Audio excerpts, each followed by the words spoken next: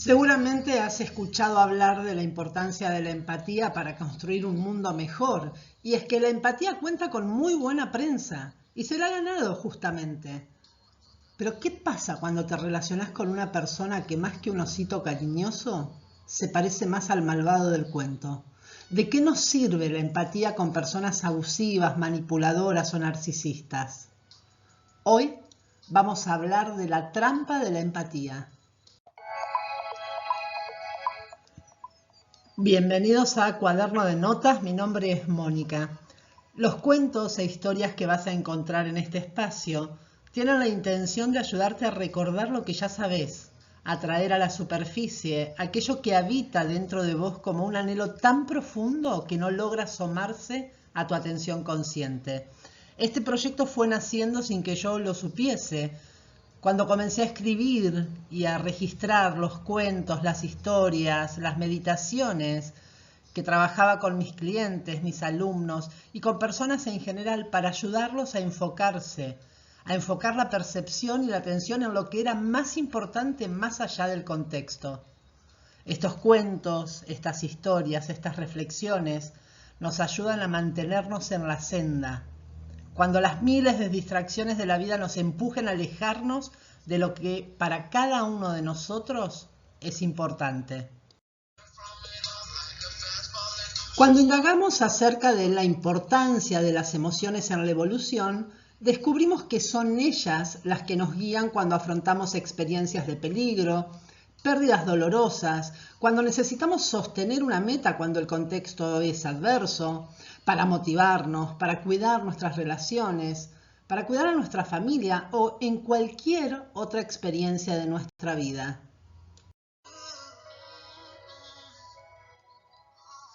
Si bien las emociones son fundamentales para el afrontamiento de nuestras experiencias, la humanidad enfrentó la necesidad de poner límite a los excesos emocionales, o mejor dicho, a las consecuencias de dichos excesos. Para ello desarrollamos códigos éticos y legales que nos ayudan a limitar nuestras pasiones. El Código de Hammurabi, los 10 mandamientos, los edictos del emperador Ashoka, los códigos de leyes civiles y penales de cada país, también las constituciones o incluso la Declaración Universal de los Derechos Humanos de la ONU nos ayudan a contener las consecuencias de las pasiones humanas. La evaluación de cada una de las experiencias de nuestra vida tiene juicios racionales, así como componentes emocionales. En la vida cotidiana, la mayoría de las personas tenemos más inconvenientes para conectar con las emociones, tanto las propias como las ajenas, que para conectar con nuestros juicios racionales. Y es que las emociones rara vez se expresan en palabras, sino por medio de señales más sutiles de comunicación no verbal o paraverbal.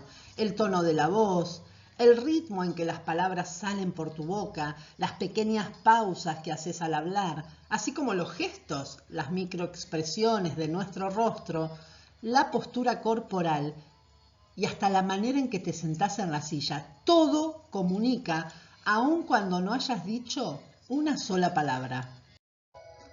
Recién en 1904 aparece por primera vez en el Webster Dictionary la palabra empathy, mientras que en el diccionario de la Real Academia Española lo haría en 1921. En ambos casos como un derivado del griego empatheia, que se traduce como sentir en o sentir dentro. Actualmente para la Real Academia Española, la empatía se define como una identificación mental y afectiva de un sujeto con el estado anímico del otro. La empatía es entonces nuestra capacidad para descifrar esas señales sutiles que comunican las emociones y comprender profundamente los estados de ánimo de las personas. Esta comprensión es la base de una vida social más plena. Esa capacidad para interpretar y comprender las emociones de los demás se construye sobre la conciencia de uno mismo. Resulta muy difícil comprender las emociones del otro cuando ni siquiera indago acerca de mis propias emociones. Este es el momento en que podés pausar el video e ir a buscar tu cuaderno de notas para responder. ¿Te incomoda estar a solas? ¿Cómo te llevas con el silencio?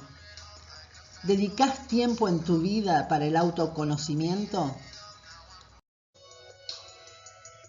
Un punto para resaltar es que con frecuencia se confunde la empatía con la simpatía, ya que es una fina línea la que las separa.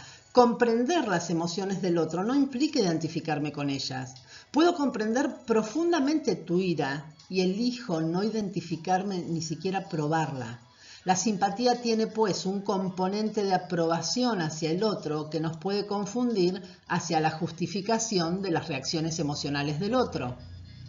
De la misma manera, es un error confundir la antipatía, que es la distancia y el rechazo automático del otro, con la ecpatía.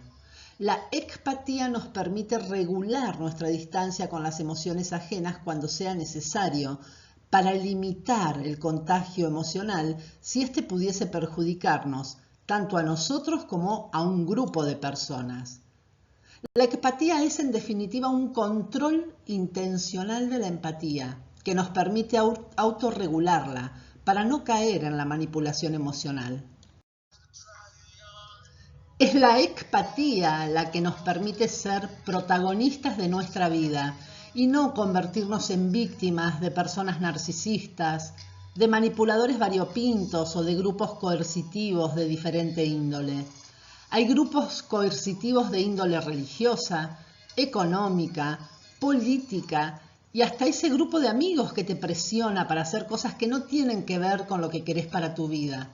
Por ello es importante que aprendamos y enseñemos a los niños para que puedan expresar su mismidad más allá de la presión externa.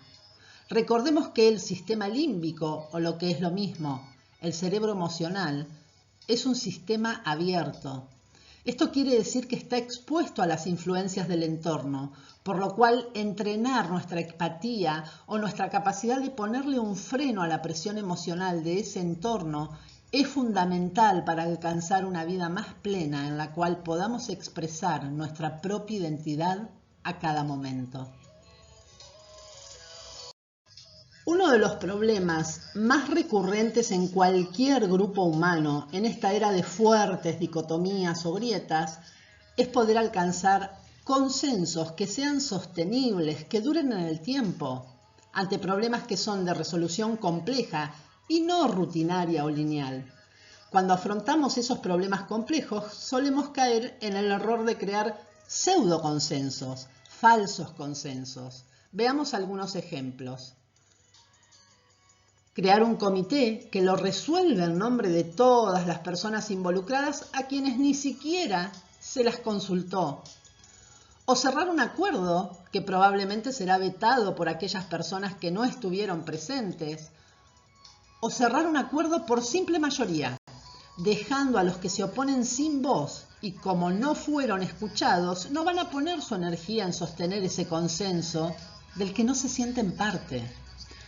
O bien acordar lo general y dejar lo particular para que lo resuelvan los líderes, las autoridades, dejando a las personas que necesariamente van a tener que sostener ese consenso en el día a día fuera del proceso y con emociones negativas que van a impedir que sostengan esa decisión.